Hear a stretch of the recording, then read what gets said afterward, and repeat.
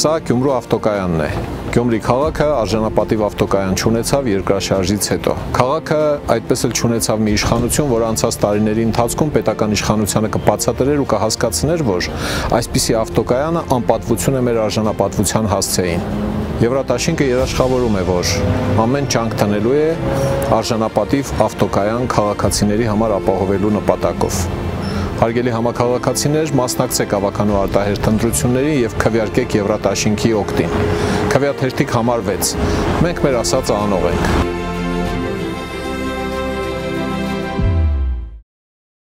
Քերծվածքակայուն, ջրադիմացկուն եւ հարվածակայուն լամինատների նշված տեսականին ձեռք բերեք իդեալ համակարգի խանութ սրահներից 1 քառակուսի մետրը սկսած ընդամենը 2450 դրամից։ Մեծարգո վարչապետ, հարգելի կառավարություն, մեր բազմաթիվ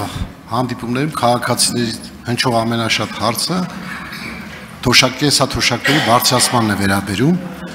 Ցանկանայի, որ դրան ավելացնել նաև նվազագույն աշխատավարձի բարձրացման հարցը եւ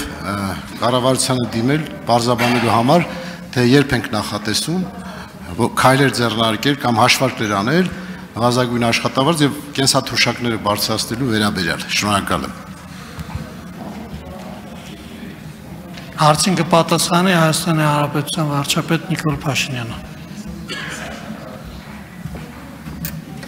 Շնորհակալ եմ հարցի համար, պարոն Բագրատյան։ Վերջերս կառավարության նիստում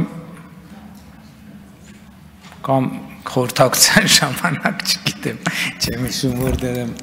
ասել, ես այդ թեմային անդրադարձել եմ եւ խոսել եմ այն մասին, որ կարծում եմ, որ կենսաթոշակներից անկանխիկ առևտրի դեպքում հետ վճարի համակարգը լավ համակարգ է, աշխատող համակարգ է եւ մենք հետագայում պետք է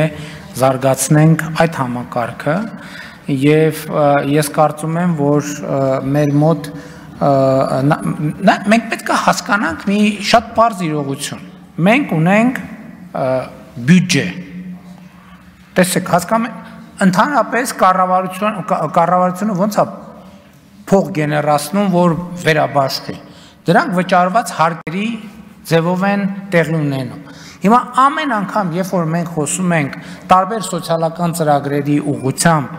ծախսերը ավելացնելու մասին, մենք պետք է խոսենք եկամուտները նույնպես ավելացնելու մասին։ Որտեվ տեսեք, գնում ենք ստվերի դեմ պայքարում ենք, հիշում ենք էլի դուք եք նույն հարցը տվել։ Ասել եք դե մարդը ոսկին չի կարող փաստաթղթավորի։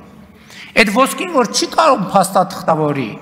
այդ նշանակում է մենք էլ թոշակը չենք կարող ավելացնենք, պարոն Բագրատյան։ Ոսկին պետք է փաստաթղթավորի, որ թոշակը ավելացնենք։ Առևտուրը, ասում ենք, դե չի կարողանում, բերեցի ցույց տվեցի, որ մեր առևտուր անող ձեռնարկությունների, որ 65%-ը իրանք տնտեսագիտական ոչ մի հաշվարկով իրանք չպետք է գոյություն ունենան։ Իրանք ասում են, բան մենք ոնց չենք կարող փաստաթղթավորենք եւ այլն եւ այլն։ Իրանք չեն կարող փաստաթղթավորել, մենք չենք կարող թոշակը ավելացնենք։ Մարդը ասում է, վայ մոռացա ՀԴՄ խփեն։ Ինքը մոռացավ ՀԴՄ խփեն, մենք առանց մոռանալու հիշում ենք, բայց չենք կարող թոշակը ավելացնենք, որտեղ պետք է ասենք, որ ծախսը կրճատենք։ Ուսուցիչների աշխատավարձը ավելացնում ենք։ Ատեստավորմամբ ենք ավելացնում, ու ճիշտ ենք անում, որ ատեստավորմամբ ենք ավելացնում։ Այդ պատմություն զինվորականներին ավելացնում ենք։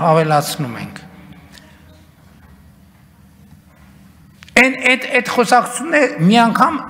ամբիոնից ասեցի, որ ամբողջ պետական համակարգին աշխատավարձից զրկենք, օթերն է փակենք, ձախ ձեռներն է կտրենք, ինչքան պետական պաշտոնյա կա, ասենք դրանից իրադրությունը չի փոխվի։ Ամբողջ պետական համակարգը, եթե աշխատավարձ չստանա, ամբողջ պետական համակարգը, պատկերացրիք, չէ, ով որ պաշտոնյա է կոչվում, միջին բանից կրծեր մարզնագետից սկսած, եթե մենք ոչ մեկին աշխատավարձ չտանք, ոչ մի բան չտանք, սենյակ էլ չտանք, բանն էլ հոսանք էլ չմիացնենք իր կաբինետում, պատուհաններ չունենան այդ շենքերը, աթոռն է տակից անենք։ Մենք կարանք մարդկանց թոշակը բարձրացնենք ամիսը 9000 դրամով, ամիսը կարա թվա թե շատ լավ հայկեք անենք, բայց այդ դեպքում ոչ մի թոշակառու թոշակ չի ստանա ուղղակի։ Որովհետև այդ պաշտոնյաներն են, որ ապահովում են a փողի լավ թե վատ հավաքումը պետական բյուջե եւ այդ փողի բաշխումը 500,000 մարդու մեջ, որը մեկը պատկերացնում է, սա ինձ աշխատանք է, փող հավաքել եւ բաշխել 500,000 մարդու մեջ, ընդ որում դժբախտաբար Աստված բոլորին երկար կյանք տա։ Ամեն ամիս այդ թոշակառուների ցանկում տեղի են ունենում փոփոխություններ, մարդիկ ցավոք սրտի մահանում են։ Նոր մարդիկ են հայտնվում թոշակառուների ցանկում, իրանց պետքա թոշակավորել, եթե պաշտոնյան են, որ ձեռը կտրել են կատորներ, տակից անել են, չլինի, այդ մարդը չի կարող թոշակառու մնալ, մահացած մարդը չի կարող ցուցակից դուրս գալ եւ կշարունակի այդ թոշակը ինչ որտեղ գնալ, կառաջանա չարաշահում եւ այլն եւ այդպես շարունակ։ Ինչ? Այդ եմ ասում, նոր մարդը չի կարող թոշակավորվել։ Հետեւաբար եւ ընդհանրապես սոցիալական հարցերում շատ կարևոր մի հարց կա, մենք պետքա մեր երկրի մոդելը հասկանանք, մենք ինչ մոդել ենք ուզում։ Իմ կարծիքով մոդելը հետևյալն է, որ մենք պետքա աշխատենք արդյունավետ, վաստակենք շատ, որպեսզի շատ ծախսելու հնարավորություն ունենանք։ Դրա համար կառավարությունը թիվ 1, թիվ 2, թիվ 3-ը, որ պետք է անի, ինչն է իմ ընկալմամբ, պետք է մանկապարտեզ կառուցի, դպրոց կառուցի, բուհ ստեղծի, որպեսզի մարդը մանկապարտեզով, դպրոցով, բուհով անցնելու քոլեջներ ստեղծի, այդ ամեն ինչի արդյունքում ոչ թե մտածի, որ ինքը չի կարող ապրի, այլ ինքը աշխատի, ստեղծի, պետությանը հարկեր վճարի, ինքը իրան աջ գրպանից հանի, ձախ գրպան դնի, որպես այդ բոլոր հարցերը կարողանանք լուծենք։ Այստեղ է մոդելը, եւ սա շատ կարևոր եւ սկզբունքային հարց է, որովհետեւ էլի մենք հազար ներողություն, այդ բանը մենք պետք է մի բան հասկանանք։ Մարդը չունի հաց։ Ինչ անենք մենք։ Մարդուն տանք հաց։ Շատ լավ, տվինք հաց։ Հաջորդ օրը գնացինք տենանք ինչ է այդ մարդու վիճակը։ Ինչ է այդ մարդու վիճակը։ Մարդը էլի չունի հաց։ Ինչ անենք բա, էլի տանք հաց։ Շատ լավ, տվինք հաց, հաջորդ օրը գնանք տենանք, ինչ է իրավիճակը, իսկ իրավիճակը նույնն է, էլի չունի հաց։ Ու մենք մեզ դրել ենք այդ ցիկլի մեջ եւ չենք կարողանում այս ցիկլից դուրս գանք։ Եվ պետք է Հայաստանում կառավարություն, խորհրդարանական մեծամասնություն, հանրություն, որ ասի ժողովուրդ հերիք է,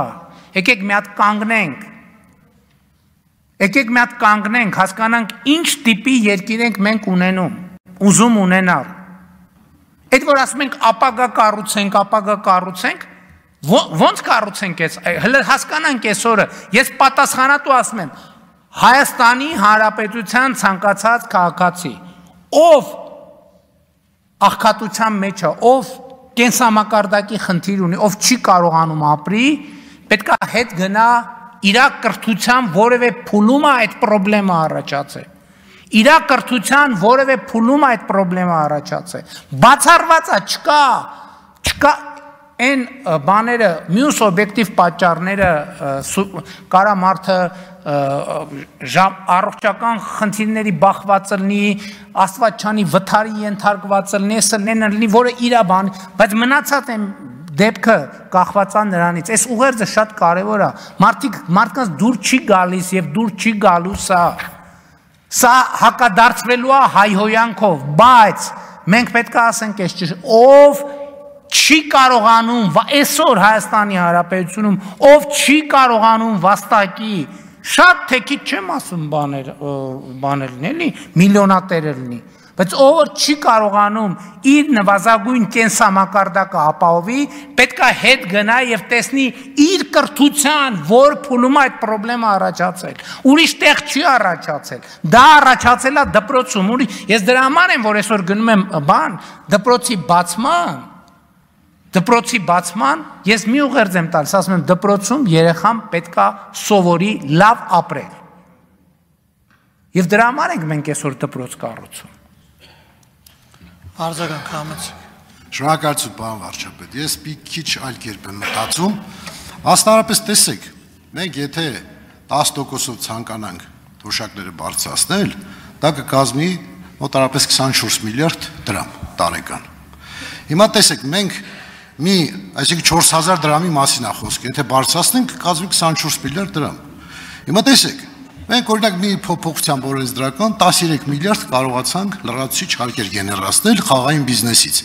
Այսինքն մենք 5%-ի խնդիրը լուծեցինք ճիշտ հարկման ճանապարհով, արդյունավետ հարկման ճանապարհով։ Եվ կան բազմաթիվ նման հնարավորություններ։ Ես կողմ եմ ավելի շատ հարկերի բազան ընդլայնելուն։ Այն ինչ որ ասացի դուք ասացիք, որ այդ ճանապարհը մի քիչ վտանգավոր է, ռիսկային է։ Այո, մենք պետք է գնանք հարկերի բազան ընդլայնելու, այսինքն գործարաններ կառուցելու ճանապարհով, նոր արտադրատեղեր ստեղծելու հնարավորություն, որ ավելի շատ հարկեր գեներացվեն։ Մենք ավելի շատ հարկեր գեներացնելու շատ լուրջ հնարավորություններ ունենք, որ պետք է օգտվենք։ Այն նույն պարոն Սուքասյանի ասած հնարավորությունը,